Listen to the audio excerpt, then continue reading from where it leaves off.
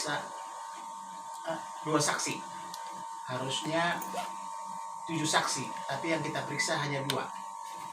Kenapa bisa begitu? Karena 2 orang saksi itu, pelapor dan saksi, semuanya keterangannya bohong-bohong.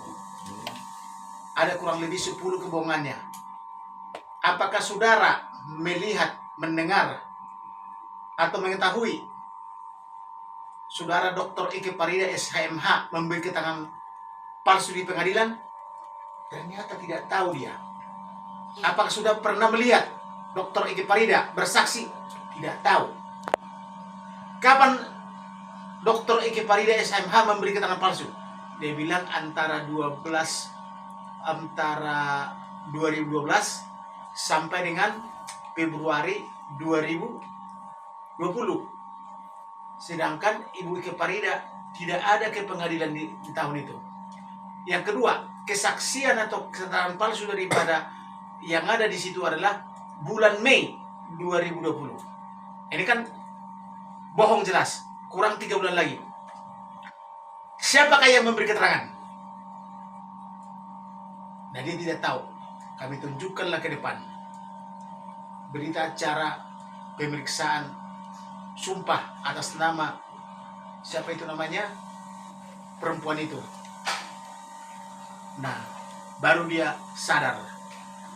Kemudian apakah saudara menyesal, gitu kan, mengetahui bahwa bukan Dr. Ike Parida yang memberikan sumpah palsu itu, yang saudara sebut sumpah palsu? Dua-duanya menyesal. Begitulah kira-kira persidangan hari ini, tambah dengan keterangan-keterangan lain yang juga dikatakan Dr. Ike Parida sebagai keterangan palsu. Karena dia bilang begini, di dalam BAP katanya Dr. Ike Parida itu minta 8,5 miliar, 3 miliar 50 juta itu, minta 5 miliar juga tambahan karena dia katanya merugi beli apartemen itu karena dibatalkan sepihak oleh PT PHA. Ternyata di BAP-nya tidak disebutkan. Jadi itu adalah kesepakatan bersama yang dibuat setelah atau pada saat sedang bersidang. Nah, Ibu Ike Parida itu tidak ada memberikan saksi, bahkan ke pengadilan pun tidak pernah Dr. Ike Parida, kecuali setelah didakwa, eksepsi, tanggapan jaksa, putusan sela, dan hari ini baru 5 kali ini dia ke pengadilan. Selebihnya tidak pernah. Gitu. Kemudian kami tanya, kepada siapakah saudara-saudara yang diberikan itu? Saudara mengirim surat kepada siapa? Kepada suaminya Dr. Ike Parida. Itu kan orang Jepang. Kenapa saudara mengirim surat ke dia padahal dia orang Jepang, sedangkan saudara mengatakan tidak ada boleh orang asing beli? Nah, dia bingung dia.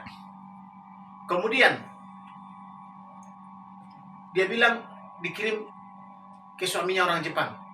Di mana ada peraturan atau di perjanjian mana bahwa orang asing tidak bisa beli?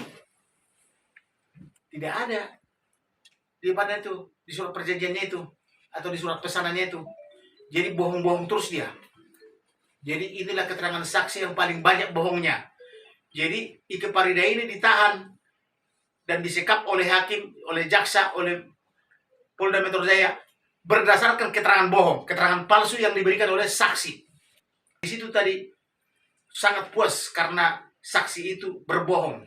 Jadi bahkan orang-orangnya yang disewa di situ tidak berani ngomong karena semua mereka orang-orangnya dia itu yang pakai baju putih tadi, karena terjadi perubahan baju hanya bisa diam aja, tidak bisa komentar apapun. Karena majelis hakim kenakan saksi ini pasal 114 junto pasal 242 karena memberi keterangan palsu, karena bersumpah palsu gitu loh. Tapi majelis hakim lagi-lagi seperti itu, tidak dijelaskan dan tidak memberikan 174 dan 242. Harus sudah pantas itu dikenakan 174 dan 242 KUH pidana karena saksi itu memberi keterangan palsu. Selain saksi-saksi ini berbohong, juga keterangannya berbohong. Seperti di pasal 9, pasal 10, keterangan apa yang membuat saudara melaporkan katanya. Padahal dia bukan pelapor. Yang pelapor adalah ICT Fatima. Nah, dia bukan pelapor.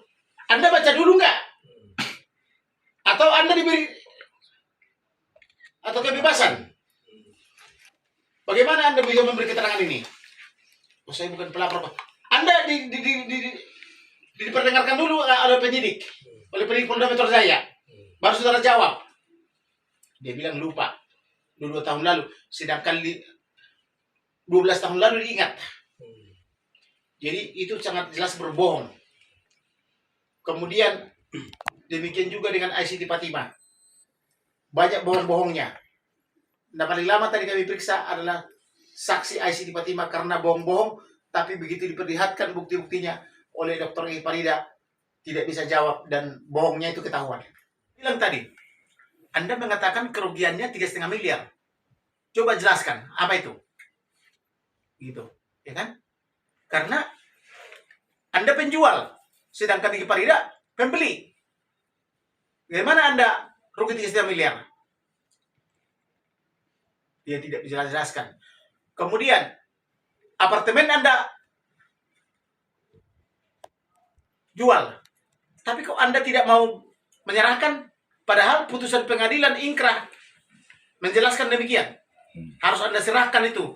Dan itu ada 10 poin. Dia bilang tidak tahu. Anda bagian manajer daripada EPH atau bukan? Bagian legalnya atau bukan? 15 tahun lo Anda kerja di EPH. Kok Anda tidak tahu gitu loh? Sayang sekali Anda bagian legal tapi tidak tahu gitu loh. Kemudian dia bilang betul-betul tidak tahu. Maka heran kita. Kok legal kok bisa begitu? Kalau begitu, bos EPH konsultasi sama siapa dong? Kalau legalnya kayak begitu. Anda S1 atau S2? S1. Anda pernah dengar nggak panel banding?